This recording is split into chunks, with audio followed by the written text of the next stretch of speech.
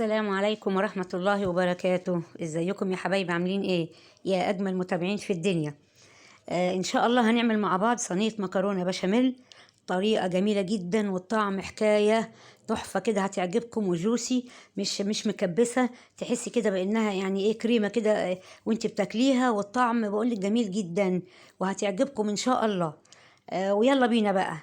اللي أول مرة يشوف القناة ويخش يشترك ويفعل الجرس عشان يوصل له كل جديد، وما تنسوش اللايكات يا حبايبي. ويلا بينا نسمي الله ونصلي على رسولنا الكريم ونخش نشوف المكونات والطريقة. هنبدأ بسم الله. أول حاجة جبنا إيه؟ طاسة يعني إيه تكون على قد الكمية اللي أنت هتعمليها. المعصجة هنعمل بقى في المعصجة، حطينا فيها معلقة سمنة بس ما تكتريش، سمنة بلدي، سمنة اللي عندك المتاح، بس هي معلقة سمنة. حطيت فيها ورق لورا وقرفة، قرفة وقرنفل وحبهان ومستكة، دول يا دوب بس يشوحوا في السمنة كده ويديك الريحة الجميلة. وننزل بقى عليهم باللحمة المفرومة. زي ما أنا قلت لكم، أنا بجيب الكيلو بقسمه على 3.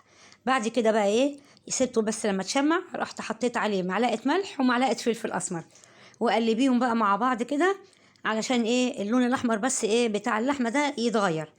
بس احنا مش عايزين يعني ايه تستوي ولا نحمرها ولا نعمل فيها اي حاجه، تقليبتين بس كده يغير لونها وتبقى كده خلاص ايه، عشان زي ما قلت لكم كتر التحمير في اللحمه المفرومه بينشفها وبيخليها كده ايه مفروله. كنت انا بقى عامله بصلتين كبار كده مقطعاهم صغير جدا زي ما انتم شايفين، ناعم يعني. عايزه تفرميه في الكبه مش مشكله، بس قطعيهم احسن. تنزل بقى كده على اللحمه المفرومه يتجانسوا مع بعض كده تقلبتين برضو 3 كده. لما يتجانسوا برضو مع بعض مش هخليهم يتبلوا، يعني كل حاجه تبقى معاكي ايه فيها قرشه صغيره كده. وبعدين برضو نزلت عليهم برضو بطماطميه كبيره متقطعه مكعبات صغير، وقلبتهم برضو تقلبتين كده مع بعض. نزلت بقى بمعلقة بصل بودر، معلقة توم بودر، معلقة ربع معلقة جنزبيل، ومعلقة قرفة، ومعلقة بابريكا وزعتر. بصي بقى تفركيه بقى كمان على ايديكي كده بيدي ريحة خطيرة جدا. وبشرة جوزة الهند زي ما جوزة الطيب قصدي، زي ما احنا ايه برضو متعودين، تبقى ريحتها احسن من المفرومة الناعمة اللي عندك ايه متشالة. بعد كده نزلت بقى برضو بفلفل الوان، احمر واخضر واصفر، ومعاهم قرن فلفل حامي. انا مش ما خدتش القرن كله، لا خدت نصه بس عشان ما يبقاش حامي، زي ما انتوا عارفين بقى ايه الدنيا رمضان والحامي كده بيبقى ايه صعب شويه. قطعته برضو صغير كده ونزلت بقى بيهم كلهم على ايه على اللحمه المفرومه والبصل والطماطم والتوابل، ادوا الريحه خطيره. يعني عايزه اقول لك يعني الريحه وانت بتعمليها كده يعني عايزه تتاكل كده ايه قبل ما تخش مع المكرونه. قلبيهم برضو كده تقلبتين 3 ايه، وما تغيريش لونهم برضو، يعني ما تخليهمش يتبلوا، زي ما قلت لك يبقوا فيهم ايه قرشه كده صغيره، لان ما تخش في الصينيه هي هتستوي بقى كمان ايه تاخد السوى التاني الزياده يعني. خلاص كده هو قلبناهم كلهم بقى مع بعض. بعد كده بقى ايه يلا نعمل ايه البشاميل مع بعض. اللبن بارد، فانا نزلت عليه كيلو، نزلت بقى عليهم مغرفتين دقيق وقلبته على البارد، وحطيت معاه معلقه فلفل ومعلقه ايه ملح. يعني انت كده دوبي الدقيق مع اللبن على البارد، يعني ما تولعيش عليه لسه خالص النار، قلبيه خالص كده هتلاقي الدقيق داب معاكي مع اللبن وايه وفيه معلقه الملح والفلفل. كنت انا بقى جبت حله حطيت فيها برضو معلقه سمنه صغيره، ونزلت بقى باللبن مع الدقيق اللي احنا قلبناه مع بعض والتوابل اللي احنا حطيناها الملح والفلفل. وايدك بقى معاها ايه كده في التقليب، يعني ما تسيبهوش عشان ما يكلكعش منك. يعني شفتي بقى الطريقه دي جميله جدا، حتى لسه البنوتات الصغيرين اللي لسه بيبداوا هتلاقي الطريقه دي معاهم جميله جدا وسهله قوي قوي وما يكلكعش معاهم البشاميل. كان عندي بقى كمان معلقتين قشطه في الفريزر، حطيتهم بقى عليهم، زادت بقى من الدسم بتاعها، عشان كده حطينا سمنه ايه قليل في الاول خالص.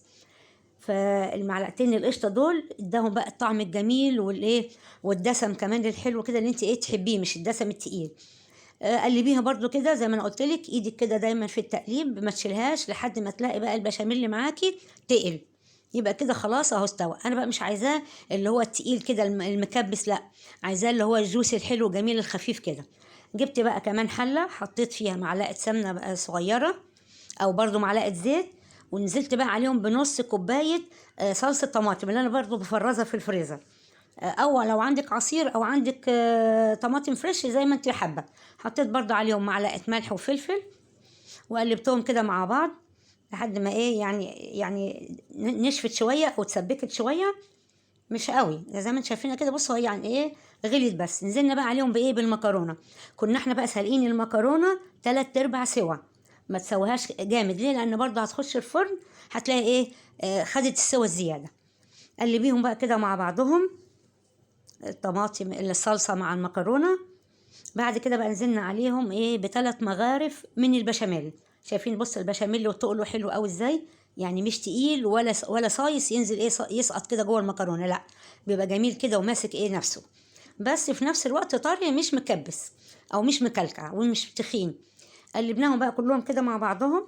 كنت انا بقى جبت صينيه دهنتها برضو معلقه سمنه او معلقه زيت اللي عندك المتاح، من 4 جوانب والارضيه كده عشان المكرونه ما تلزقش فيه. نزلنا بنص المكرونه وفردناها كده زي ما انت شايفه، وفردناها خالص. شلنا بقى من اللحمه المعصجه ايه، الورق اللورا والحبهان والقرفه والقرنفل، عشان لما تحطيهم مع المكرونه هتضايقك في الايه، في الاكل. نزلنا بقى بالمعصجه بعد ما شلنا منها الحاجه هي زي ما انتم شايفين. نزلنا بقى كلها كده وفردناها برضو على المكرونه. يعني ده تلت، بصي يعني كفه كده وايه، وحلو قوي ومغطي وطعم جميل جدا. يعني التلت كيلو مع البصل والحاجات دي كلها يعتبر ادانا كيلو ايه، كيلو معصجه. بعد كده بقى نزلنا بايه، بالنص التاني بتاع المكرونه، وافرديها برضو كده على الصينيه. يعني غطي المكرونه غطي اللحمه المعصجه، غطيها كلها كده، مش هتبان معاكي ولا حاجه من المعصجه. هننزل بقى ايه في الاخر بحبه البشاميل اللي احنا عملناهم مع بعض. بص بقى وانت، بص وانت بتحطيها بقى، بص ازاي ماسكه نفسها، لا بتسقط جوه المكرونه ولا تقيله ولا مكبسه ولا حاجه خالص. حلوه وجميله وطريه كده وناعمه، وانت بتاكليها يعني هتشوف الفرق بقى بين البشاميل التقيل والبشاميل اللي هو كده ايه، جوسي كده وحلو قوي. خلاص. اخر حاجه بقى ايه، كان عندي برضو حبه جبن كده في الفريزر سايباهم، رشيتهم على الوش بس عشان يديهم ايه، يعني طعم جميل وتستوي كده وريحه حلوه. ما عندكيش، هي حلوه قوي جميله كده من غير الميكس الجبن ولا حاجه. كنا احنا بقى مولعين الفرنه قبلها بربع ساعه على نار عاليه. دخلنا بقى فيها الصينيه على الشبكه في النص. هتديكي بقى اللون الذهبي الجميل دوت، احمرت من تحت ومن فوق. شفتيها بقى احمرت منين بقى؟ من تحت، عشان الجوانب اهي معاكي احمرت. وهي خلاص تسيبيها براحتها في الفرن، هتحمر من تحت ومن فوق وتديك اللون الذهبي الجميل. دي بقى بعد ما استوت، شايفين بقى الجمال والطعم الحكايه. عايزه اقولك يعني مكرونه هتعجبك، طعمها خطير خطير. عايزاكم بقى تجربوها وتقولوا لي ايه رايكم في الكومنتات، وان شاء الله هتعجبكم. واللي اول مره برضو يشوف القناه ما ينساش يدخل يشترك ويفعل الجرس عشان يوصل له كل جديد.